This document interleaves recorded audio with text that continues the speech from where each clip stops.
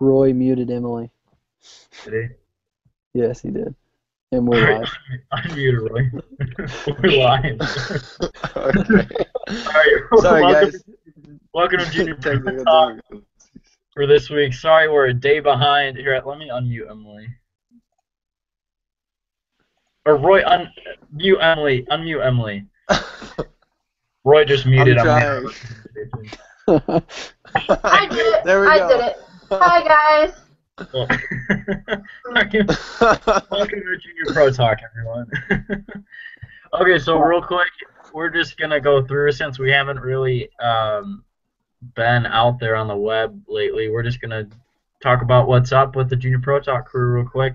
Will's not here because I don't know why, but he says he's busy, so he won't be with us tonight. But since Emily is doing tons of activities lately, go ahead and talk about your life for a little bit, Emily. We just got back from South Dakota, and lately I've been doing a lot of college shopping. Like, I just got back from Costco and bought a computer. I move in Sunday into Michigan State, and I'm excited. It's gonna be different living away from home, but it'll be cool because I'll be able to work there at the shooting range and shoot and study and meet new people and go to football games. But besides that, yesterday me and Chris went fishing and I caught more fish than him. So No, you didn't. yeah, I did. But anyways, I've been doing laundry and getting all my stuff ready to move out. So nothing too exciting, at least archery wise.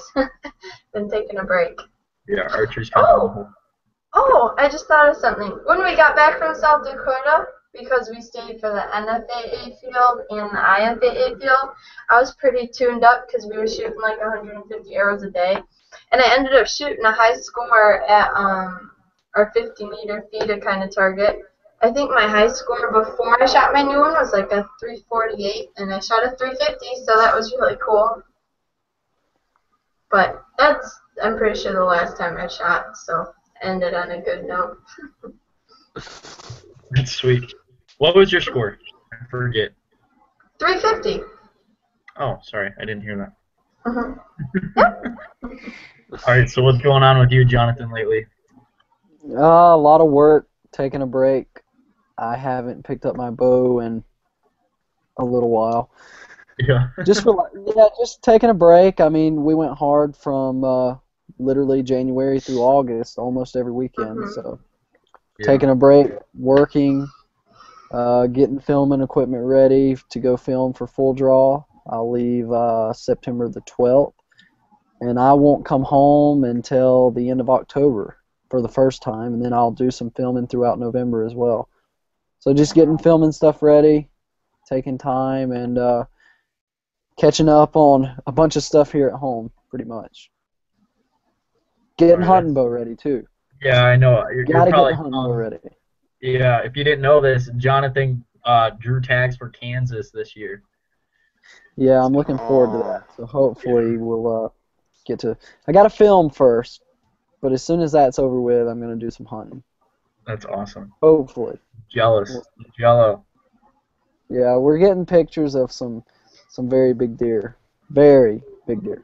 That's exciting. Yeah. So that's about it with me. A lot of work.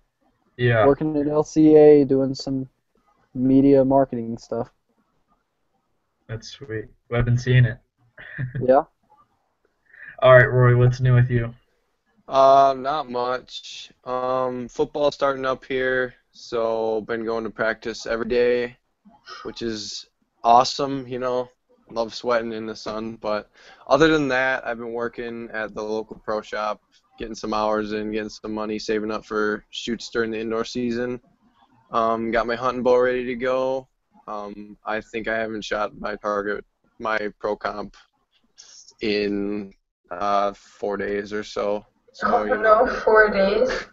Whoa, Yeah. Roy, that's just like a not good. That's like a Well, bow set. It's a bad word. Well, I got it completely set up for indoor, so I was shooting some 5-spot faces, so Sweet. you know, it went pretty good. I think I shot like a 58X or something. So It's Bad? going good. No Nice. big deal. Oh, Yeah. we did. It's 58. Yeah. Hey Chris, Yeah. look, can you see those? What? Can you see the deer? Oh, yeah. Yeah. Yeah. Can you see Is those? that a feeder? Yeah, that's a feeder. It's legal to bait in Kansas. Is it? Okay. Yeah, it is. They're coming in daily, in daylight hours, so it's gonna be Mhm. fun. Oh, man. Oh yeah. So I That's saw exciting. the USA men are tearing it up in Croatia right now. Yeah, They they are. Glad Yeah. you mentioned. Even the women, Jamie's doing good. I think she's sitting in sixth, which is good. Yeah. The scores are tight. I saw the post on Facebook earlier. That's pretty cool. Yeah, and I saw Emily Fisher for junior women. She's sitting in second, which is awesome. Very cool. That's sweet. Google Steve Anderson. I'm pretty sure this is Steve's first major field tournament. I'm Oh, pretty sure really? you're right. Yep, I'm pretty sure you're right. I don't know, Is he just going for it? He's doing good. He's giving it the onion. He's Yeah. giving it a lot of onions. He's doing Yeah. good. With his bright yellow bow. I know. Is he really Yeah. shooting a yellow bow? He Yeah, is. here's a picture of him and his fiance. I don't know if you can see that. Give it a minute. Bright yellow bow though. Oh Looks yeah. like a practice. Yeah. Yeah, that's That's sweet. cool. That's a custom Hoyt deal, I'm sure. Yeah. 'Cause I don't think you Yeah, can I get. would say so. I don't think you can get that color. No, that's a inside props. Yeah. Yeah, probably. Mhm. Yeah. All right, so planned for today, we actually were meaning to talk about it last week, but we were short on people, so we skipped it and postponed it to this week. We're going to talk about coaches. And really one of the most important fundamental building blocks to being an archer, being a highly competitive archer, is having a good coach. So we thought it was a good idea to talk about that. Since it's not, I don't know, you don't hear it in discussion a lot that it's important to have a good coach, but I figured we'd talk about that a little bit. So, Emily, do you want to talk about how our coach relates with us, or what, or how it's good for you, how you started out, and just kind of talk about it a little bit? All right. Well, our coach, mine and Chris's, his name's Jim Morrow, and he is right here in Michigan in the Royal Oak area, and he owns 2 pro shops. They're both called MJC Archery, and we started working with him, had to be 3 years ago, 2 years Yeah, ago. I think so, yeah, 2 or 3. Yeah. And it's funny, like, I remember starting out, and when we went out for our first lesson, I remember him not knowing really where we were at. I think he thought we were, like, never picked up a bow before, and he was like, oh, okay. I don't have too much to work with because we were already at the point where we knew how to shoot, but he definitely helped us excel, like, drastically. Like, my scores went up within the first 3 times of meeting with him. And he was the one who introduced us to back tensions and got us going to some bigger shoots and really helped like set our career off. He was a huge reason for all of our success, and he's a great guy. We get along with him so well, and he always really takes care of us, and I don't know, he's a great guy. I always look up to him. He's like a father figure kind of guy, like a hero, I guess you could say. Yeah, I feel the same way. Mhm. But okay, so you mentioned he owns 2 pro shops. Talk about a little bit how it helps or it's important to have a consistent pro shop or a consistent coach with the pro shop, so you have the tools and everything right there at your fingertips during practice, or if something goes wrong real quick. Can you just talk about that? Well, let's step back a little bit. When we started out in archery, we didn't really have a consistent coach. We had kind of co-ed coaches in and out trying to like pry at us to do new things and new equipment kind of thing. So it wasn't really until we started to meet with Jim that we had a consistent coach. And right away you could tell because he got to know your form, and when you'd show up to the shop one week and you're doing something a little different, he knew right away how to fix it and how to go back to square one where you were. And if you didn't have a consistent coach, then you could be jumping around, changing your form, and no one would know because you wouldn't have one coach always watching you to make sure that you're doing the right thing. Because even though you're the one shooting the bow, it's kind of hard to tell when you like are tweaking a little bit or doing something a little different, you know. And a huge help is the pro shop. Like when I mentioned that he put us on to back tensions, he had like 12 sitting there from all these different companies, so we could put it in our hand and try it out and say, wow, this one's super comfortable, wow, I really don't like this one. So it was a huge comfort zone having him there and having equipment just to try out instead of maybe not having a coach that has anything to do with knowing equipment or anything, because that's a huge blind side, just calling up a company and saying, I need a back tension, and there's like 25 different kinds, you know. So that helped a lot. Yeah, I agree with everything Emily said. It's awesome having a good, consistent coach that you can go to every week or every other week and be like, hey, how am I doing? How's my form looking? And they know you personally, you grow connection, and you just grow together as that. So that's pretty wicked awesome. Yeah, and even like for me, I know not so much anymore, but the little meltdowns that you would have, like at tournaments maybe, or in practice, like, I don't know what's going on, and like I'm shooting my bow and nothing feels right, and my scores are like crazy. And I remember calling Mr. Morrow and being like, what do I do? And then him just kind of like getting my head back together. Yeah, kind of just bringing me back up. And I don't even know what he would say, but whatever he said fixed it because I had confidence in my coach that he was right. Yeah, for sure. Okay, so Roy, you're in a little bit different situation. Can you talk about how your archery career led with your coaches? I know your main coach right now is down in Georgia, and you're all the way up in Wisconsin. So can you talk about the difference between that and like if you had a local coach and how that's working for you? Yeah.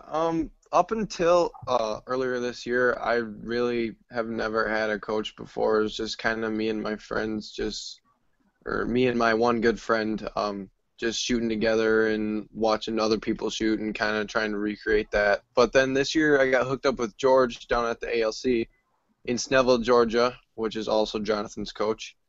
And just went down there and shot with him and kind of just got hooked up.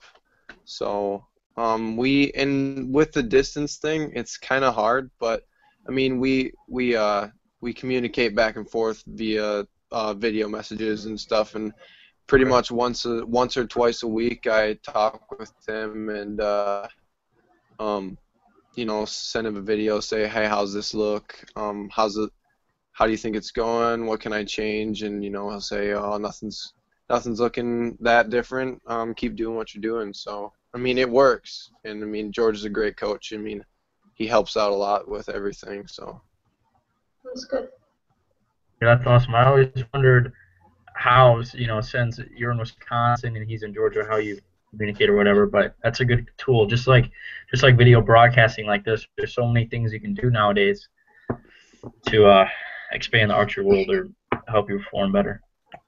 All right, so recently in the Junior Pro Talk world, we are putting together an intro, and Jonathan, our camera guy, editing guy, tech guy, whatever. He's our guy. He's our guy. He's been doing crazy awesome stuff.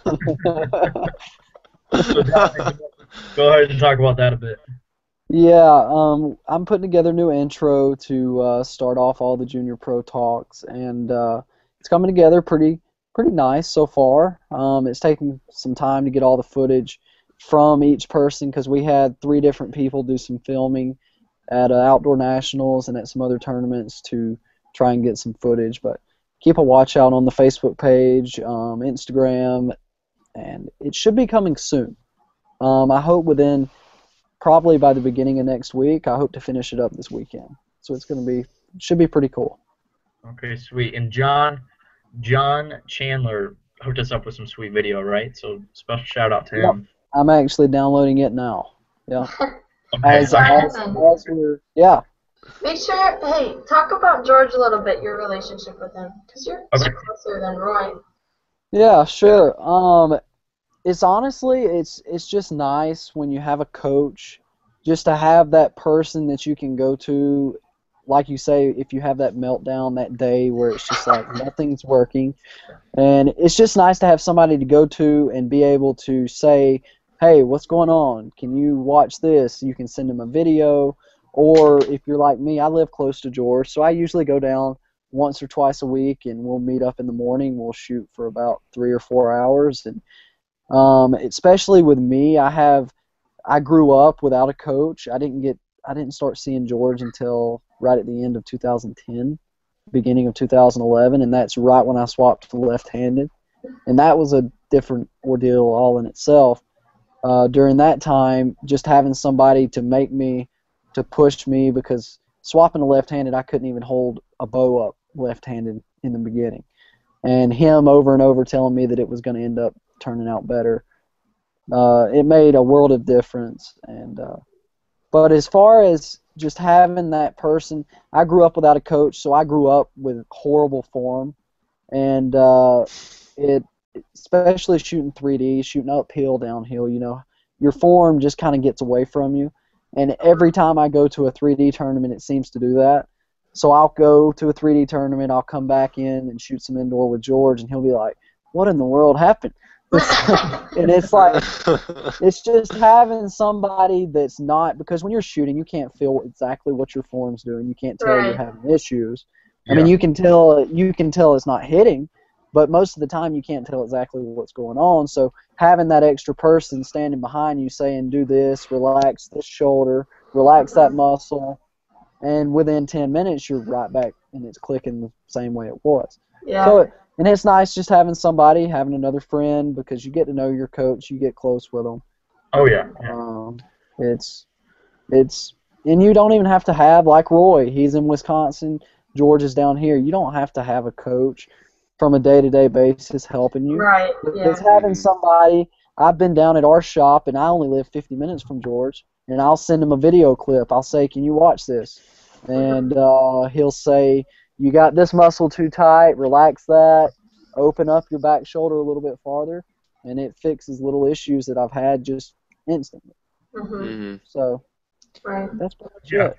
So I guess what you guys can get out of this is if you don't have a coach right now, find one. Go to a local pro shop, go to your Joe Ed program, ask your coach or ask someone, hey, can you help me? Can you watch me grow through the sport of archery? Because, I want to be committed. I want to see how far I can go. And just, build that relationship with that person and build your form up to better so you can be a better archer. Yeah. You know what? Go ahead. Sorry. Another way to find a coach is to go on like USA Archery, and I think they have like a special tab to find a coach in your area, like level 1, level 2, level 3, or so on. So that's another good thing if you don't have like another way to find one. Yeah, USA Archery, they have that. So. Yeah, and one thing, if you can't get a coach, because there's a lot of people that either can't afford it, aren't in an area that has coaches, find a friend or somebody else that you can get to know, and you can help each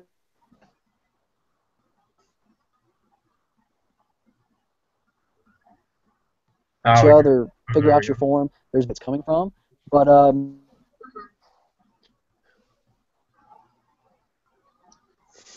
dang it.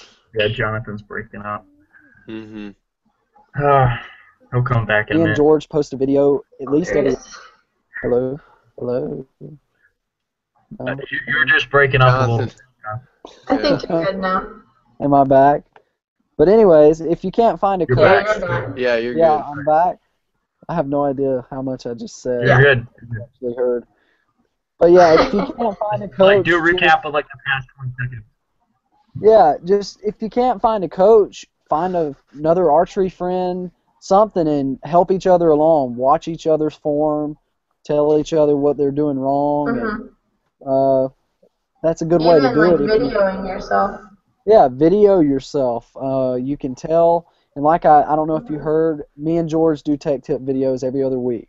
You can find them on Facebook, and all of those videos are chock full of really good info on different parts of your form that you might not realize that you're even doing wrong.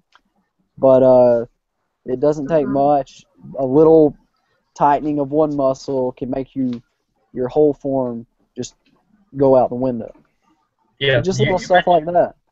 Yeah, you mentioned a good point, Jonathan, of looking online, looking on YouTube, reading stuff. You know, there's a whole archive of stuff in the web, that in interweb, that you have access to just at your fingertips. So if you don't if you don't have availability to coaches or to someone that can watch you, go on YouTube, watch some stuff, ask us questions, anything.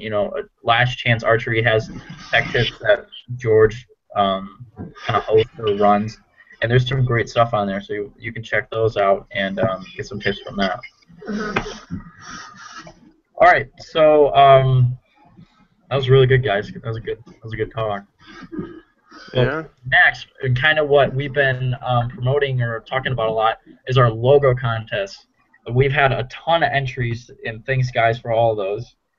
But one specifically showed up, or stood out to us, that we could use on a shirt, we could use it on a hat, and great guy, actually, his name is Scott Urich.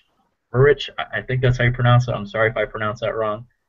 But it's actually his job. So he worked with us a little bit, kind of tweaked a few different things, and got something that we really liked. And actually, he's going to be our winner, and this is going to be our new logo for Junior Pro Talk.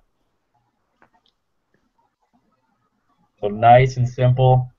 Junior Pro, a little twist and play on words in there. But I think it'll work really good with the Junior Pro Talk style and everything. So thanks, Scott. We'll make sure we hook you up with the T-shirt and hat, and stay in touch and get a little bit better file on that. Maybe Jonathan was talking about. Yep. So again, thanks to everyone that submitted for that logo contest. It was a lot of fun. We probably had just about 20 entries. So between Facebook, Instagram, and just talking about, I know Roy's dad. Roy's dad. Yeah. Someone thank you, okay? Man. Oh yeah, I will. He said in quite a few. Yeah. So that's Yeah. But yeah, so there's our new logo for Junior Pro Talk. So we'll put that in our profile pics and get that hooked up. Put in our new intro. Get our name out there. Get some T-shirts rolling. So our plan is on our website. If you go on www.juniorprotalk.weebly.com, because it's the free version, we got to work on that. But if you go on there, it's our website. You can see a list of our videos and everything. But what we're gonna hope to do in the future, hopefully within the next month, is print a lot of T-shirts, a lot of hats, and put them up on the website for sale. Don't know prices, don't know anything yet, so don't ask us about that yet. But we're hoping to do that, and that way it can just help us with the revenue through that, buy camera equipment, so we can go to certain shoots and cover them at a Junior Pro Talk event. It's just like what we did for Outdoor Nationals in Ohio. So I hope you guys like that, and I hope there's more things to come. I know there's rumors that we might go to the ATA show and just walk around, do product reviews, talk to people, see what's new. I think that'll be tons of fun with the tag along with Jonathan and the Last Chance Archery crew, and just see what everyone has new. I'm actually really looking forward to that. We're also thinking about Vegas, doing a little bit bigger thing in Vegas, and probably also Kentucky. So big shoots like that. So we can just get camera equipment, editing software, stuff like that. For sure. Yeah. I'm looking forward to it. It's going to be a lot of fun. Yeah. All right, that's all we got for this week. Make sure to tune in next week. We'll try to make it back on Tuesday, same time, 8:30, going live. And thanks for watching this week, guys. See ya.